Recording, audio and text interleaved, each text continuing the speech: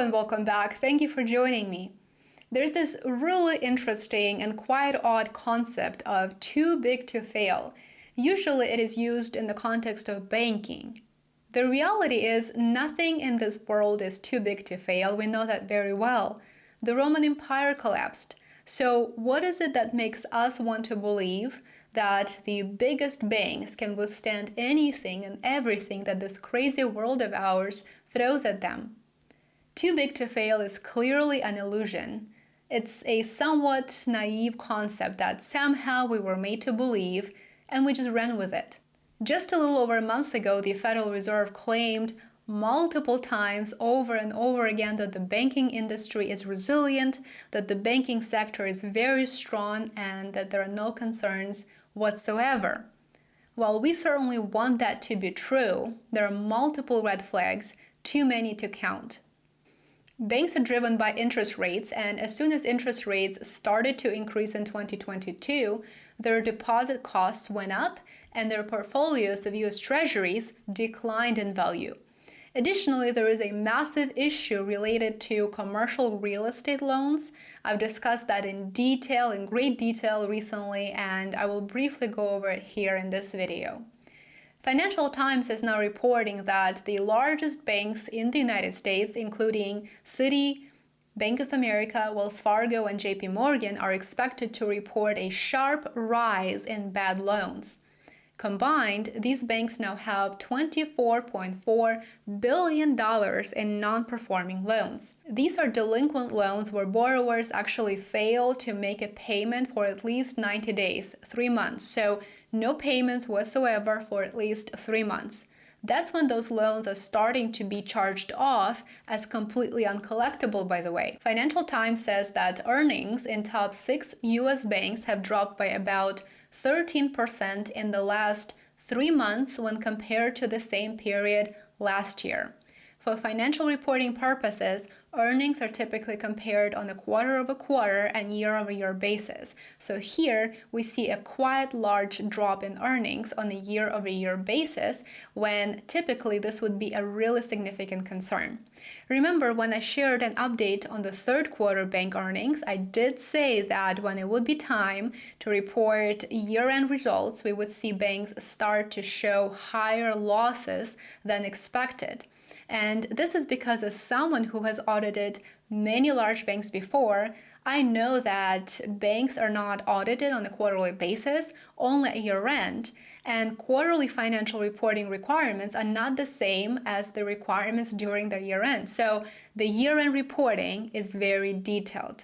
And that is precisely why we're seeing this concerning level of detail now. According to Bloomberg analysts, estimate bank earnings decreased during the fourth quarter, October through the end of December.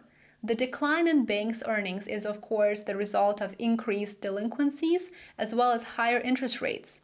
Higher rates drive the cost of deposits up. And this is why we're likely going to see banks' net interest income drop considerably as of the fourth quarter and throughout 2024. Since the Federal Reserve did indicate its intention to start cutting interest rates towards the end of the first quarter in March or at some point during the second quarter, net interest income should not decline any further. I don't expect that to be an issue at all. Delinquent loans, nearly $25 billion worth in bad loans, is the biggest concern now. It's actually getting close to the COVID-era level of bad loans. They peaked at $30 billion then. It's not surprising that these too big to fail banks, of course, I'm not saying that they're failing, no, but they're having very, very serious issue that should not be dismissed. There is a very good reason why we're seeing these banks desperately try to decrease their operating expenses. For example, last month, Citigroup announced its massive, truly massive reorganization plans and layoffs. Then Wells Fargo, a bank that's had a rough year with the regulators, has set aside $1 billion for severance packages to be paid in January. In my opinion, banks are not concerned about their net interest income declining because that is just part of a business cycle, and as soon as the Federal Reserve starts quantitative easing, this will mostly reverse. It's having bad loans on their books that worries them, and that is very much outside of their control because it depends on borrowers' ability to continue making those payments. Remember that loans are assets on banks' books, and if they don't get paid back, they lose those assets. In recent months, delinquencies have been rising on consumer loans, particularly on credit cards and vehicle loans. But based on the third quarter financial reports, the latest reports available, we're not seeing banks make substantial reserves for 2024, and it is not clear why. Is it because they believe that those already bad loans will be repaid timely? That is an unlikely scenario. The banking industry is very conservative and it is highly regulated. They won't just hope for the best. So I would expect provision for bad loans to jump when year-end results are filed with the Securities and Exchange Commission and are made available to the investors and stakeholders. Bank reserves are now considerably smaller than what they set aside when bad loans were rising at the start of the pandemic. Reserves are necessary to cover bank losses. A bank analyst at RBC Capital Markets says bank reserves are adequate right now because we're nowhere near the stress levels of back then, referring to the pandemic.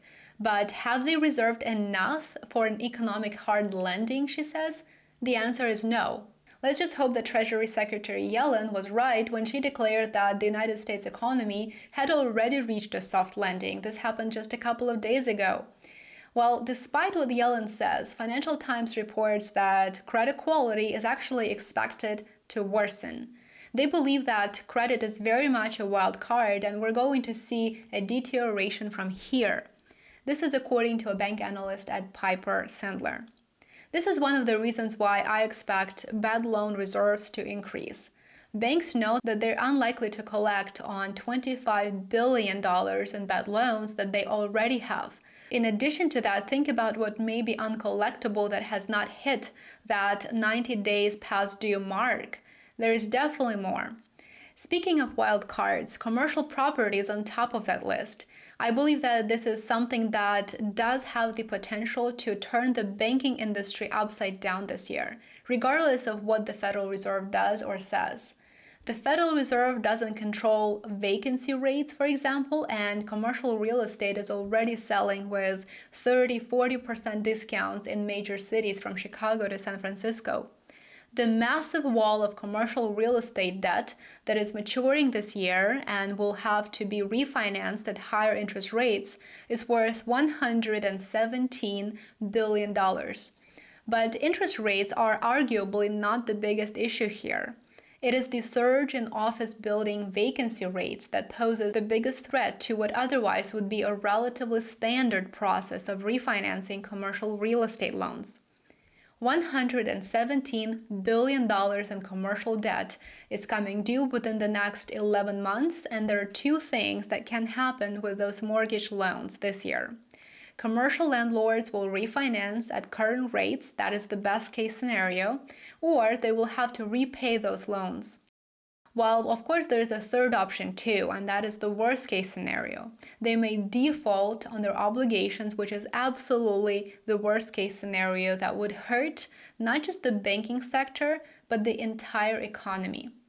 If you would like to learn more about commercial real estate issues, you may want to watch this video next.